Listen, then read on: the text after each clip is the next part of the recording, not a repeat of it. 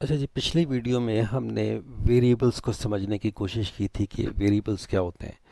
इस वीडियो में हम लोग ये समझने की कोशिश करेंगे कि मुख्तलिफ वेरिएबल्स को हम आपस में कनेक्ट करके रिलेशनल एक्सप्रेशंस कैसे बना सकते हैं और रिलेशनल एक्सप्रेशन की जो आउटपुट होगी वो क्या होगी। अच्छा, अब यहाँ पर हम देख सकते हैं कि हमारे पास एक वेरिएबल है, उसकी टाइप इंट है और हमने उसको वैल्यू असाइन की हुई 4। तो इसका मतलब है कि ए की वैल्यू हमारे पास क्या होगी, 4। सिमिलरली हमारे पास जो एक वेरिएबल बी है उसकी वैल्यू हमने क्या यहाँ पर क्या रख दी, 6। अब हम क्या करेंगे, रिलेशनल ऑपरेटर्स को इस्तेमाल करते हुए हम इन दो वेरिएबल्स को कंपेयर करेंगे। तो जब भी आप दो या दो से ज़्यादा वेरिएबल्स या दो से ज़्यादा फैक्टर्स को हम जब इस्तेमाल करते हैं किसी भी कंपैरिजन के अंदर, तो जो रिजल्टेंट एक्सप्रेशन होगा वो क्या कहलाएगा, वो रिलेशनल एक्सप्रेशन कहलाएगा। इन एग्जांपल्स में आप दे सकते हैं कि हमारे पास एक वेरिएबल ए है और दूसरा वेरिएबल बी है, दरमियान में हमने लेस देन का सिंबल लगाया हुआ है। तो इसका मतलब है कि हम ये चेक करने की कोशिश कर रहे हैं कि क्या ए बी से छोटा है, A is less than B. तो ये क्या हो गया, ये हमारा रिलेशनल एक्सप्रेशन हो गया। इसी तरीके से ये A is less than is equal to B, ये भी एक रिलेशनल ऑपरेटर है। ये भी हमारा एक रिलेशनल एक्सप्रेशन बन जाएगा। A is greater than B, तो ये भी एक रिलेशनल एक्सप्रेशन है। A is greater than equal to B, ये भी रिलेशन आपका एक्सप्रेशन हो गया।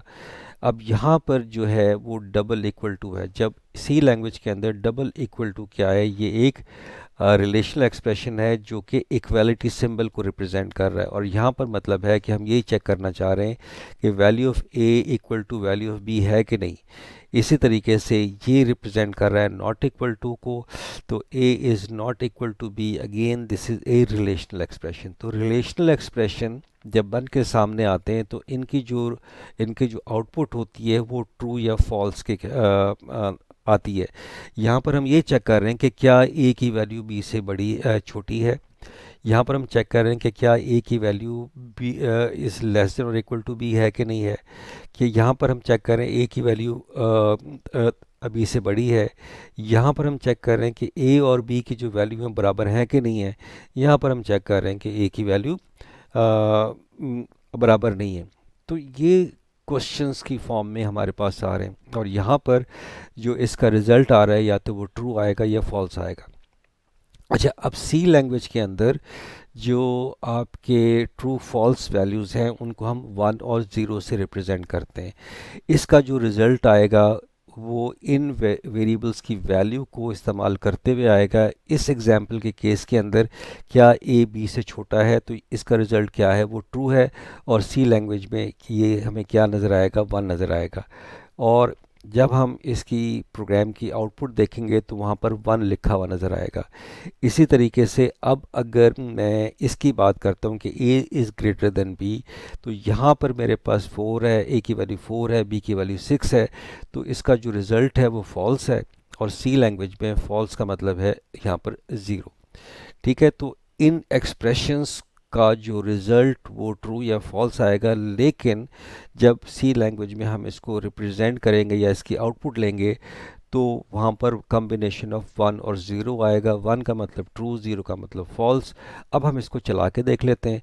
यहाँ पर मैं अब इसको रन करता हूँ। जैसे मैंने इसको रन किया तो यहाँ पर मेरे पास अब आप देख सकते हैं कि जो आपके रिजल्ट्स हैं वो यहाँ पर आ गए। ये 1 है तो ये जो एक्सप्रेशन था इज़ लेस देन बी, ये ट्रू था इस केस के अंदर, तो ये 1 आ गया। इसी तरीके से A is less than equal to B जो कि ट्रू है, तो यहाँ पर 1 आ गया। बाकी ये जो A greater than B, A is greater than B, A equal to B, ये जो तीन एक्सप्रेशंस हैं इनका रिज़ल्ट क्या आ रहा है, फॉल्स आ रहा है। तो फॉल्स केस में यहाँ पर 0 0 0 आ गया। और A is not equal to B, ये ट्रू है क्योंकि ए और बी की वैल्यू डिफरेंट है। तो A is not equal to B, इसका रिज़ल्ट ट्रू है जो कि यहाँ पर हमारे पास क्या आ गया, 1 आ गया। तो जब भी रिलेशनल एक्सप्रेशन की आउटपुट होगी वो इन टर्म्स ऑफ 1 और 0 होगी।